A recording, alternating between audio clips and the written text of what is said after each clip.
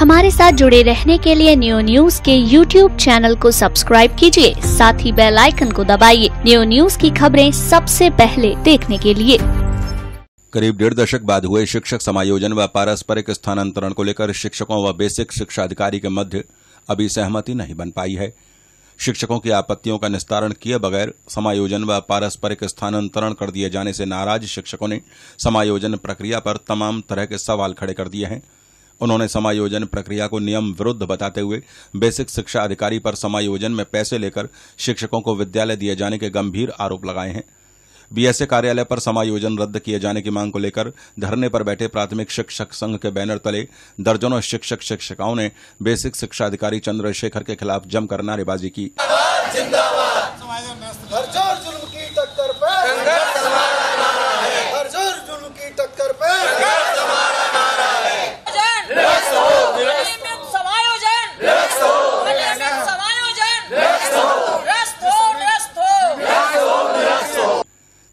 संगठन के जिला अध्यक्ष राजेश शर्मा ने समायोजन में खामियां बताते हुए बीएसए पर पैसे लेकर समायोजन किए जाने का गंभीर आरोप लगाया।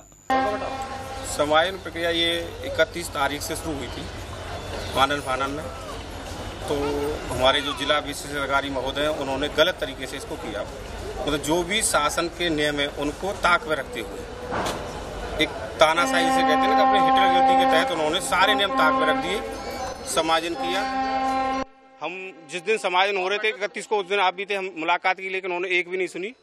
यहाँ से अलग हट करके योग बेसिक की प्रक्रिया बेसिक पे होनी चाहिए, लेकिन उन्होंने प्रक्रिया यहाँ करके सीडी ऑफिस पर आनन फानन में उन्होंने संपूर्ण की।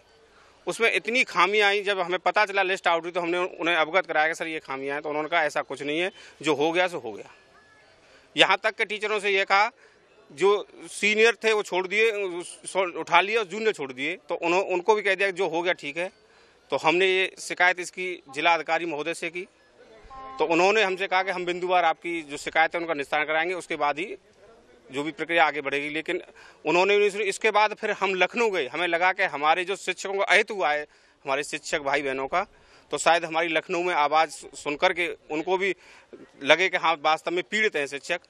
तो निदेशक महोदय से हमने मुलाकात की 7 तारीख को लखनऊ में। उनको हमने बिंदुवार पत्र दिया अपना कि सर ये इस तरह की खामियां हुई हैं, इसमें कहीं शासन के नियमों का पालन नहीं किया गया है। बीएस साहब ने सिर्फ जैसा लगाया उन्हें, जैसी जिसकी सेटिंग हुई, एक तरह से मैं खुले शब्दों में कहना चाहता हूं कि बीएस साहब से जैसे भी सेटिंग हुई उसी को मन माफिक विद्यालय दे दिया गया, या जूनियर को छोड़ करके सीनियर को उठा लिया गया। शासन का नियम है कि जूनियर को सबसे जो निम्न विद्यालय में जो नियुक्ति होती है उसको समायोजन में हटाया जाता है, लेकिन ऐसे ऐसे विद्यालय उसमें तो सीनियर को हटा लिया गया।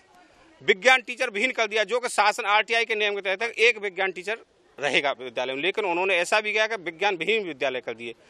जब हमें लगा कि न हमारी जिले लेवल पर सुनवाई हो रही है, न डायरेक्टर महोदय ने कोई हमें आश्वासन दिया, तो अंत में एक अध्यापकों पर विकल्प बचता है अपना धरना। तो आज से हमने ये धरना शुरू किया है।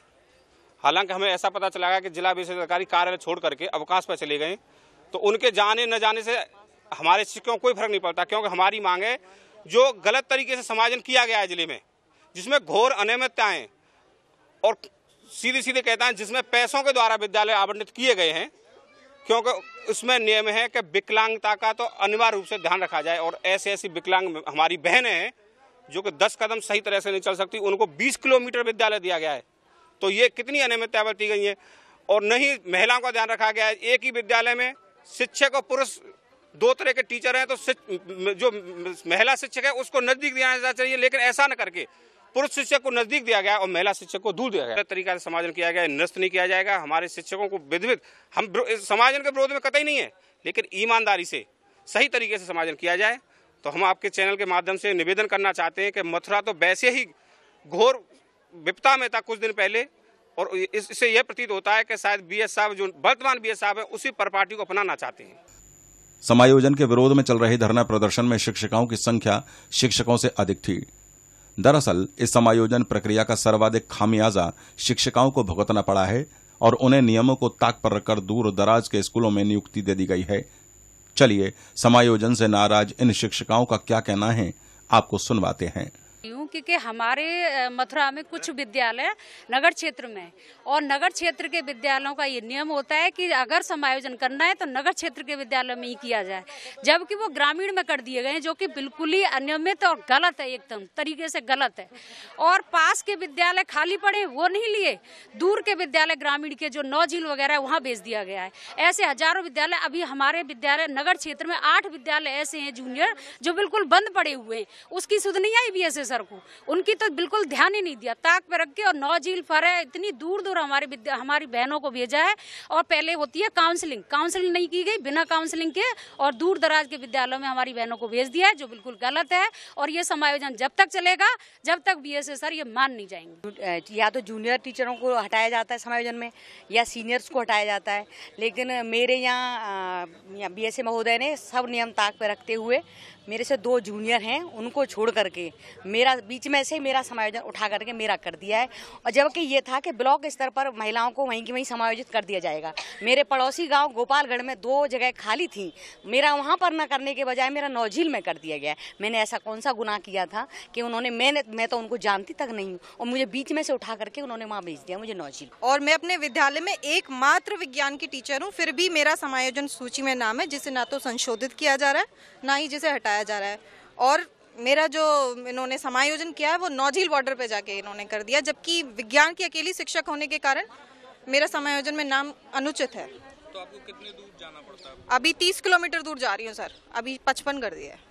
मैं अपनी क्वालिफिकेशन के आधार पर सेलेक्टेड हूँ, एज ए बेसिक एजुकेशन मानी गई है पूर्व माध्यमिक में ग्रेजुएशन, और मैं पोस्ट ग्रेजुएट हूँ साइंस टीचर, फिर भी मेरे को समायोजित कर दिया गया, समायोजन में नाम निकाल दिया अकेली अध्यापिका होने के बावजूद। तो अब कितना दूरी आपको तय करनी पड़ती है अपने विद्यालय के लिए? मेरे विद्यालय तकरीबन 20 किलोमीटर है मेरे रेजिडेंस से, लेकिन मैं वहाँ पे सेटिस्फाइड हूँ। और दूसरा विकल्प ये है कि नॉर्म्स के तहत भी मैं एक साइंस टीचर एक विद्यालय में मस्ट है, लेकिन फिर भी मुझे हटाया गया। इस कारण का मैंने अवगत कराया अपने बीएसए अधिकारी को भी और भी कर्मचारियों को, लेकिन उसका कोई भी समाधान नहीं निकला। हम लोगों के साथ में इतनी ज़्यादा अनियमितता की गई है कि हम साफ शासनादेश भी है कि अगर महिलाएं हैं या विकलांग अध्यापिका हैं, उनको उनके नियरेस्ट यानी कि उस ग्राम पंचायत में अथवा न्याय पंचायत में अगर कोई विद्यालय खाली है तो समायोजित करके या प्रतिस्थापन करके वहां पर भेज दिया जाए। पर हमारे बीएसए महोदय द्वारा हमें एक स्थान से, जबकि उस न्याय पंचायत में विद्यालय खाली थे, फिर भी हमें वहां से हटा करके दूसरी न्याय पंचायत में एकदम बॉर्डर के छोर पे हमें वहां भेज दिया गया, जहां जाना बिल्कुल ही असंभव है। एक विकलांग अध्यापिका के लिए तो बिल्कुल ही असंभव है, क्योंकि वहां 18 किलोमीटर तक कोई भी साधन नहीं है। एक बारिश के बाद में आप अपनी स्कूटी लेकर भी नहीं जा सकते हो, तो हम किस तरह से वहां पहुंचेंगे? समायोजन प्रक्रिया पर यह गंभीर आरोप बेसिक शिक्षा अधिकारी चंद्रशेखर की कार्यशैली पर गंभीर सवाल खड़े कर रहे हैं। शिक्षक भर्ती घोटाले के बीच मथुरा आई बेसिक शिक्षा अधिकारी चंद्रशेखर की कार्यप्रणाली लगातार सवालों के घेरे में रही है। फिर चाहे वह फर्जी शिक्षकों के खिलाफ एफआईआर न कराना हो या फिर शिक्षक भर्ती घोटाले में फरार चल रहे शिक्षकों के वेतन जारी कर देना हो, बेसिक शिक्षा अधिकारी को समझना होगा कि उनकी इस तरह की कार्यप्रणाली उन पर